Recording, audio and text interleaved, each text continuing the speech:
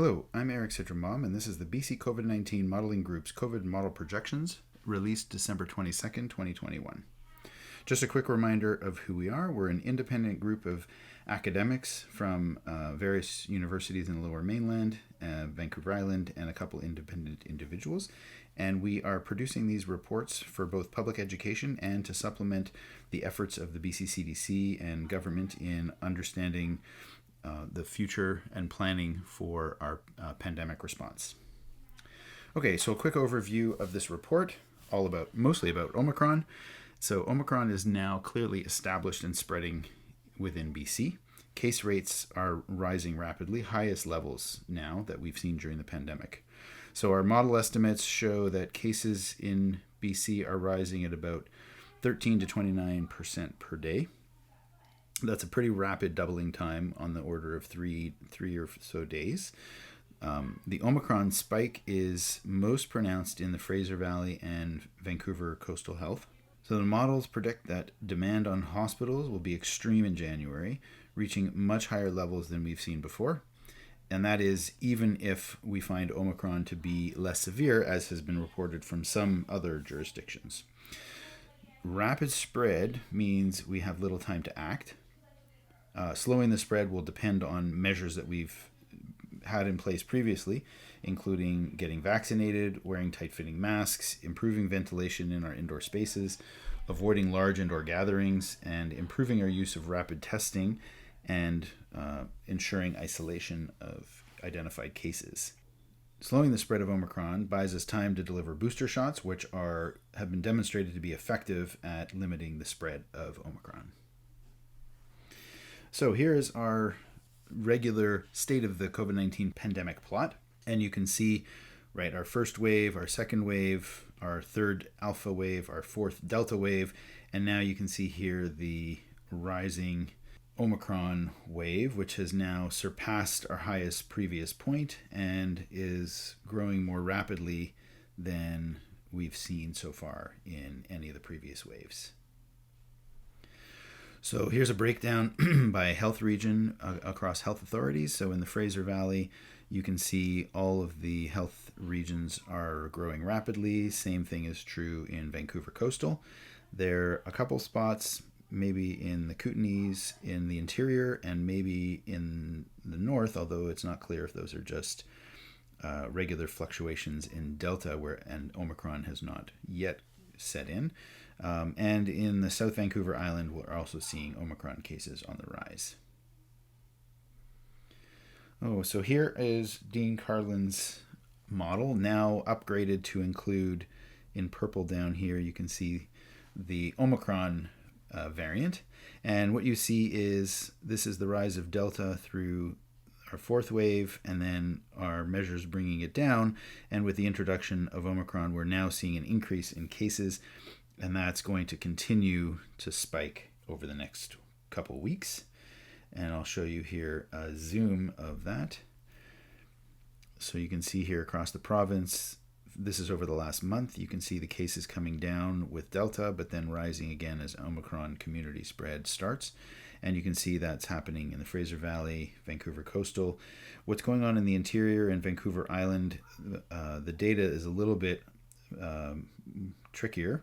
And so if you notice these rates across the whole province, the overall estimate for Omicron growth is 23% per day, 25% in the Fraser Valley, and 29% per day in Vancouver Coastal. In the interior and Vancouver Island, it's in the mid-teens, but that is likely to change as community spread is more firmly established and we see data further along this trajectory. In the north, we haven't actually seen a clear impact yet of Omicron, but we expect that to happen maybe not right away, maybe with a bit of a delay here, but still rapidly increasing as soon as that starts. So the question of severity is still ambiguous. We don't have a good estimate yet of how severe Omicron is, mostly because there's a delay between the time cases start mounting to the time people end up in hospital. And so here we have, Dean has implemented 3 different scenarios where he assumes that Omicron is 30% as severe as previous variants, 50% as severe or has the same severity. And you can see here's just the case data, doesn't make any difference in there, but when you translate that into hospitalizations in ICU, you can see the ranges. So for example, for hospital admissions, you can see this gray band here. There's a bit of a delay in when the spike happens in hospital admissions, similarly for hospital occupancy and ICU occupancy, but it's not a change in the exponential nature. That's because cases are exploding. And so we may get a few extra days out of mildness of the Omicron variant, but not going to change the fact that we are very close to serious pressure on our healthcare system. All right, so that's the short-term predictions, and I'll say a little bit more about variability of parameters in these short-term predictions, but we're still suffering from a difficulty in making longer-term predictions because some of these parameters are still unclear. Now, we've always tried to avoid longer-term projections because so many things can happen. As public health sees trends, they impose measures, and those measures will turn things around. So long-term predictions tend not to be as reliable. But in the case of Omicron, the growth is so rapid that what counts as longer-term projections from the modeling dynamics perspective are really not very long-term projections from a perspective of public health. In other words, it's a matter of weeks before we are, at risk for being overrun, and that requires sort of rapid decision making. So here's just a slide and a few slides following on the issue with the longer term projections. So the main factors are the unpredictable changes to future transmission rates. So we don't know, as always, we don't know what new public health measures will be or what they'll do, even the current ones. And then there's also just spontaneous changes in public behavior because people are worried about what's happening. And then the second source of uncertainty, or of types of uncertainty, the unknown initial level and growth of population immunity against Omicron. So we know how many people have been vaccinated and how many people have been infected previously, at least by identified cases. But what we don't know is how effective natural or vaccine-induced immunity will be against Omicron. There's evidence that Omicron can circumvent the immunity that we currently have in the population. And so that's one unknown. And then the other one is a dynamic issue, which is we don't yet know, for example, what fraction of cases will be asymptomatic. So if Omicron, if it's milder and as a result has more asymptomatic cases, we may have a more rapid increase in an immune population from natural immunity. And that makes it difficult to gauge how far we are from herd immunity over the long term of a month or a month and a half coming up. Okay, so I'll show a few slides with some modeling demonstration of these issues. So I'll start this discussion with an example here. Dean has done some modeling to illustrate the difference, or the impact that the unknown asymptomatic fraction can have. So this is data from Denmark, and he's fit the data with two different versions of the model. One in which he assumes that the symptomatic fraction for Omicron is the same as that for Delta. And what you see is a good fit to the Denmark data up until the point where there is data. And then what happens after that, you see a huge off-the-page spike before herd immunity is reached. And the reason for that is that there are, sort of relatively speaking, compared to the other panel I'll show in a second, there's not that many asymptomatics that are invisibly increasing the immunity in the population. So there's a huge spike of people who are still susceptible. Now, if you assume that Omicron is 10 times less symptomatic, so in other words, the fraction of cases or of infections that show symptoms is a tenth of what it was for Delta, then there's a lot of invisible propagation going on in the population. And you see the case data is fit fairly well, just as well as in the first assumption, but that the turnaround happens soon after the peak in the data. So why we would take a factor of 10 times smaller is not based on data, but it's based on an extreme case that illustrates that we could turn around quickly if that asymptomatic fraction is large. But I don't think there's much reason to believe that that particular number is true. But if there's some asymptomatic fraction between these two cases, you can imagine a peak that would be somewhere between, well, there and here. Okay, so this is just a brief intro to another model. This is from Sally Otto, illustrating another uncertainty in the data. So the important features of this model that I'm going to illustrate on the next slide are the influence of the vaccine effectiveness against infection for those who have been vaccinated and are exposed to Omicron, and then the severity of Omicron, and that's really severity relative to previous variants, which is much like the severity I mentioned in Dean's modeling a couple slides back. And then there's also another severity factor, which is how much less severe do vaccinated individuals suffer from Omicron compared to unvaccinated individuals. So those are three unknowns that play a role in the next few slides. So here are the results from Sally's simulations. What she's done is proposed three separate scenarios. One is that the vaccine effectiveness against infection with Omicron is 90%, which is roughly the same as what it was for Delta, and then also adopted two other assumptions here, the 50% vaccine effectiveness and a 10% vaccine effectiveness. So in order to ensure that the model is still adhering to the data, she's fixed the doubling time at 3.5 days, consistent with Dean's fits and with the data. And then obviously, if you're going to change the vaccine effectiveness from 90 down to 10, you're not going to be able to maintain a doubling time unless you do something else. And the trade-off in our understanding of what's going on with the rapid spread of Omicron is that we don't know if it's vaccine effectiveness that has decreased, leading to a larger susceptible population, in which case you get faster spread, or is it not, is the vaccine not been compromised, but rather there's just more rapid transmission like we saw with Alpha and Delta. And so somewhere on that spectrum is also possible. So this is a range that should cover what's sort of reasonable. And at the extremes, there'd be no vaccine effectiveness change. And at the far extreme, there'd be very minimal effectiveness. And so as you decrease the vaccine effectiveness, that means you have a larger susceptible pool. In order to keep the doubling time fixed, you have to assume that you'd have, on this end, you'd have to have a much faster transmission rate. And on this end, you'd have to have a much lower or unchanged transmission rate. So not surprisingly, you can see that initially we get the same exponential growth out of all three of these scenarios. And that's not surprising because we've got this doubling time of every 3.5 days.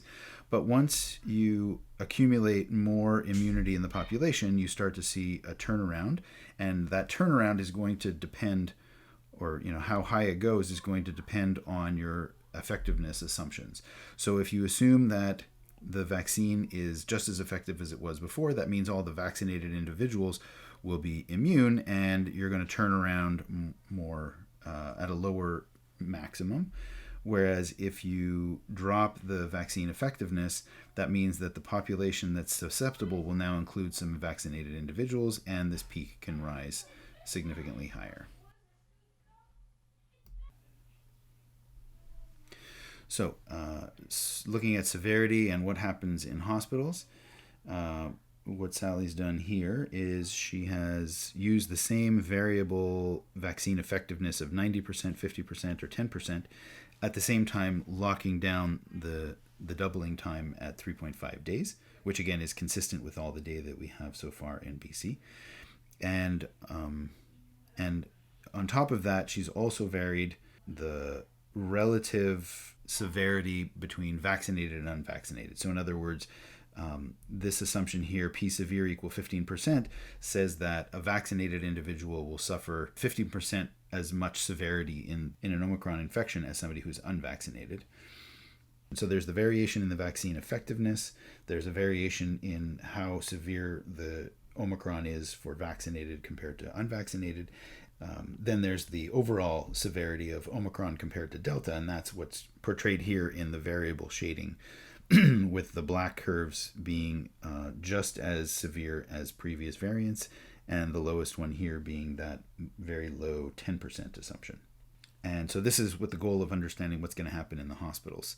So you can see here that really no matter what's happening with efficacy against infection and the severity, really there's always going to be a moment in the next few weeks that we cross. This line here is the maximum to date. And so I don't think we could say that we've really overrun our hospital system, but we have certainly come close. And so our hospital capacity is not going to be much above this line here, but you can see that all of these scenarios do actually surpass what would be our hospital capacity within anywhere from about 2 weeks to a month. This slide is to give a quick explanation of what different models have predicted for Omicron in BC. You can see the BC CDC had a set of 3 different parameter assumptions. Their models were published a little bit earlier than the ones that I presented here, and they didn't quite have an accurate gauge of the growth rate yet.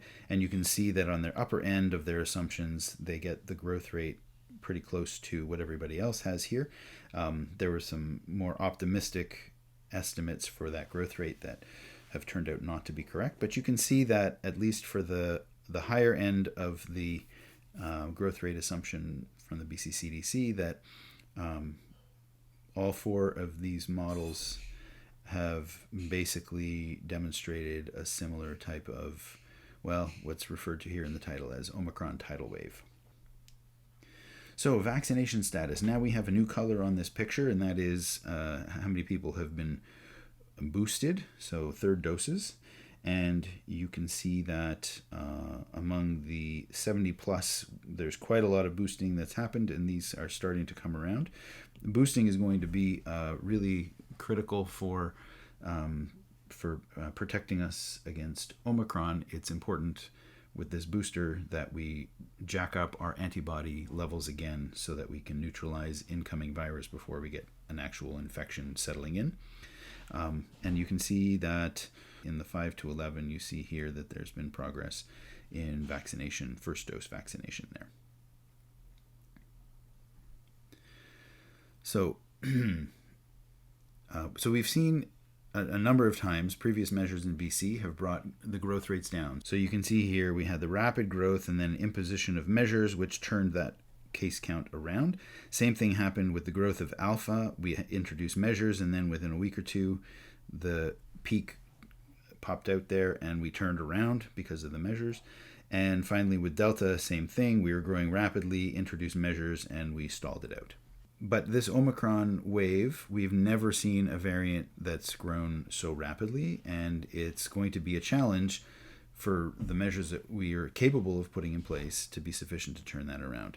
Public health measures that reduce growth in cases can lower the peak demand for healthcare and buy time for boosters, but that requires quick action.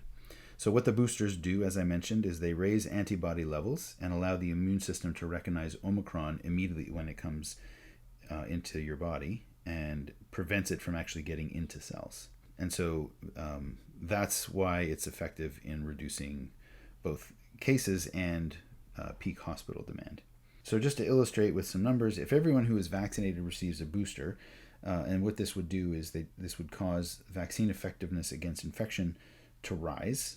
So just to get some numbers to that, it would go from 35% a few months after the standard 2-dose vaccination up to 75% after a booster. So if that were the case, if everybody got that booster, then a 20% daily growth rate of Omicron could be slowed to 10.5%. So that's a 6.5 day doubling time instead of a 3.5 day doubling time.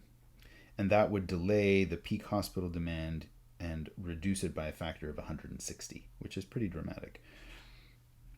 So that's just to illustrate the importance of this ongoing booster campaign.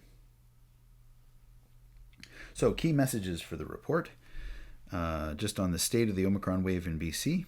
It's clearly underway here. We have community spread and exponential growth, and the rate of that growth is about 23% per day. That's a 3-day doubling time. We have different models that agree on the fact that the healthcare system will become overloaded in January without quite strong measures to counteract that growth. So only if Omicron is much less severe, more than tenfold reduction in severity, would the rising case numbers not lead to a crunch on hospitals. So the challenge is, looking forward, so there's a need for strong action. We need the stronger public health measures to keep cases from growing out of control, booster shots, etc. So there's a need for early action. The major tool we have to reduce healthcare demand is to reduce transmission. And with this rapid exponential growth, we don't have a lot of time to put that into effect. Monitoring will be difficult because testing and hospitals will reach capacity unless major resources and logistics are dumped into improving testing. And it'll be challenging to both track the growth of infections and deal with the repercussions of it. So one thing that's concerning is that the announcement of a data blackout over the holidays, that we're going to spend about a 4-day period, which is more than a doubling time of the Omicron spread. So there'll be a 4-day period where we don't have any information on what's going on with Omicron. And then another challenge is that with underreporting, so if we switch to a reliance on rapid antigen tests, which generally is, I think, a good thing, but it means that we'll lack information about the cases unless an effort is made to log and report them publicly so that we know what's going on. And finally, uncertainty. There's a great deal of uncertainty in severity and in immune protection, so the vaccine effectiveness once against Omicron. And that's making it challenging to forecast what Omicron is going to do beyond a couple weeks. So we have some extra information in our appendices if you're interested in getting more details, but that is our report for Omicron, the state of the pandemic and Omicron right now. I hope everybody has a safe, healthy holiday, and I hope we manage to get some control over what looks like a very rapid and dangerous wave ahead of us.